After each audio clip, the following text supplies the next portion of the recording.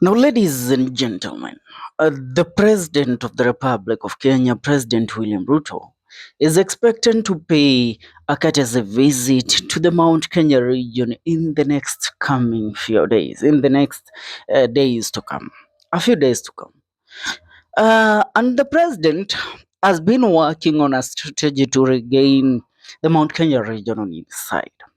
And to regain the Mount Kenya region is to make sure that Rigathi Gachagua is not on a full blast as he has been recently attacking the policies of President William Ruto and how the government of Kenya Kwanza has been conducting its business. Now, Rigathi Gachagua knows the man that can give him full access to the mountain and make sure that even with Ruto visiting and launching whatever a project that he might be coming to launch in the Mount Kenya region is none other than former President Uhuru Kenyatta and Mama Ngina Kenyatta, the former First Lady of the Republic of Kenya. Now, Rigathi Gachagua has made attempts to try and apologize to the Kenyatta family, but his first two or three attempts have all borne no fruits. In February, and not only in February, in January this year, Rigathi Gachagua was rumored to have scheduled a meeting between him and the former president and his mother, that is Mama Ngina Kenyatta and Uhuru Kenyatta at Ichaweri home.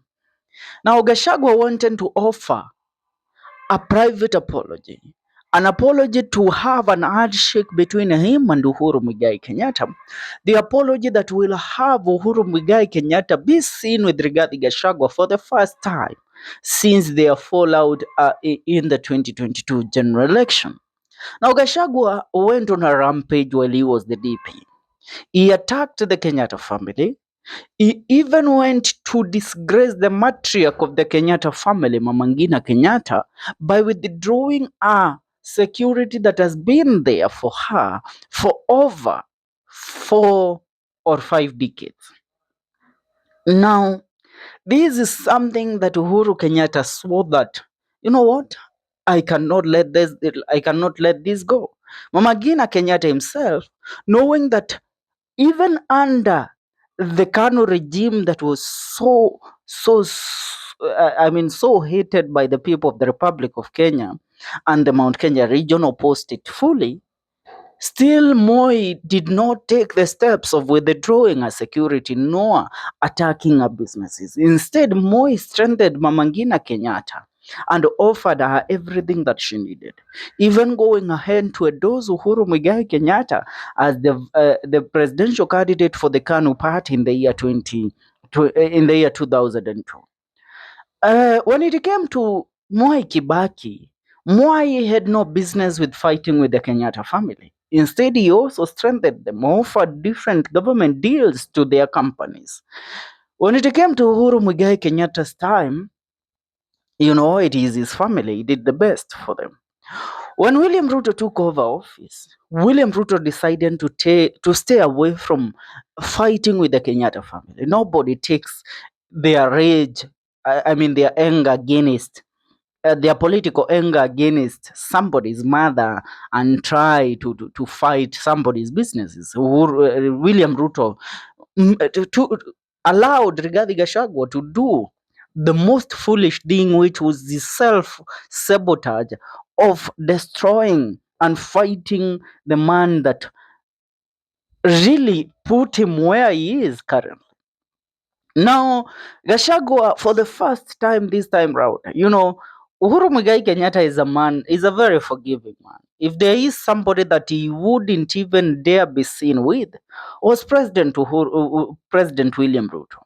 But last year, 2024, in December, some photos made headlines in the country of the president meeting the former president at his Ichaweri home, where he went to apologize for their political differences for the last 5 years since Uhuru Muigai Kenyatta was in power. Now, William Ruto and Uhuru Muigai Kenyatta agreed on a way forward and on a strategy to work together. And that made Rigathi Gachagua to realize that he can never have a footing with this, within the Mount Kenya region, with Uhuru Muigai Kenyatta still working in secrecy with William Ruto. Now, for him to really have a footing and really take over the Mount Kenya region, Uhuru Muigai Kenyatta has to endorse him. Uhuru Muigai Kenyatta, the Kenyatta family at large, has to oversee that Rigathi Gachagua has been handed the tools of kingpinship in the Mount Kenya region. But they have refused to be engaged with Rigathi Gachagua. But recently, all we are being told is that now they have considered their decision due to what is happening in the Mount Kenya region. With the current tour that President Uhuru Muigai Kenyatta, President William Ruto is taking to the Mount Kenya region, he is trying to get back to the good graces of the people of the Mount Kenya region. Now, Uhuru knows his candidate Fred Matiang'i has a footing in the Mount Kenya region. And if Fred Matiang'i has a footing in the Mount Kenya region, so is Rigathi Gachagua. But with them both working together against one common enemy, who is William Ruto, then they can at least have a chance of beating him in the year 2027. Remember, Uhuru recently even regained full control of his party, the Jubilee Party. Recently, it was the other day that some rulings were made. Remember, there were functions that were fighting Uhuru Muigai Kenyatta within the Jubilee Party, trying to steal the Jubilee Party away from him. That was Honorable Sabina Chege and Kanini Kega. But currently, it seems they have all ceased from fighting Uhuru Muigai Kenyatta.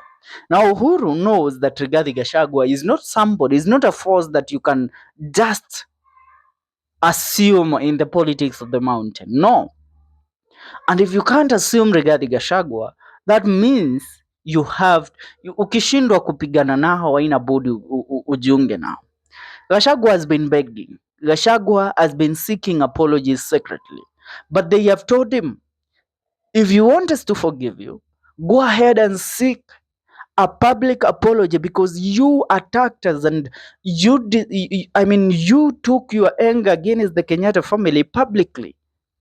You attacked the matriarch Mama Ngina Kenyatta, you attacked the former president Uhuru Muigai Kenyatta. So it's about time you apologize publicly and hold a rally just for seeking forgiveness.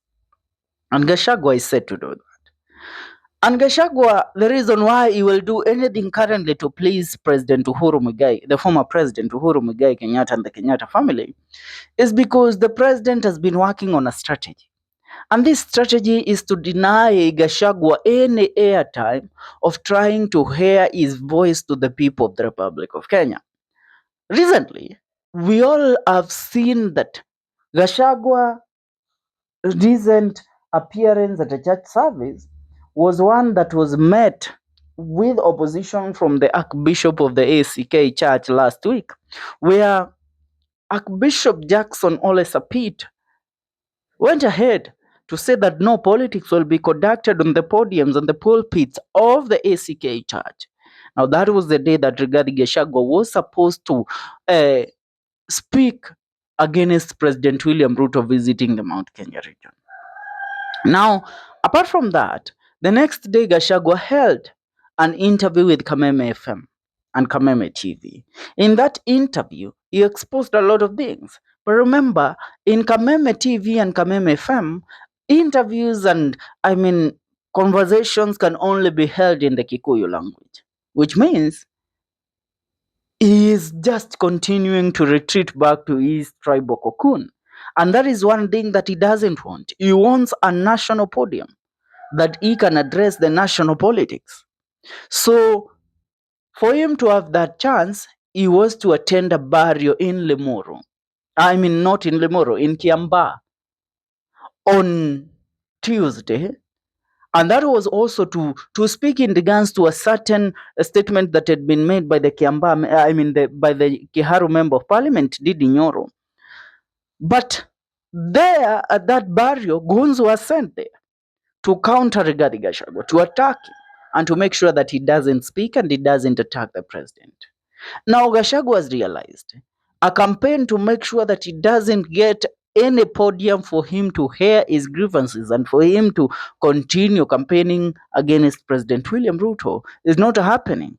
So for him to really have an access to everything in the Mount Kenya region, he has to come in terms with him apologizing publicly and for him begging and even kneeling down to the former president so that he will be given the full access to the tools of fighting President William Ruto around the Mount Kenya region. Remember, the president is expected in the Mount Kenya region.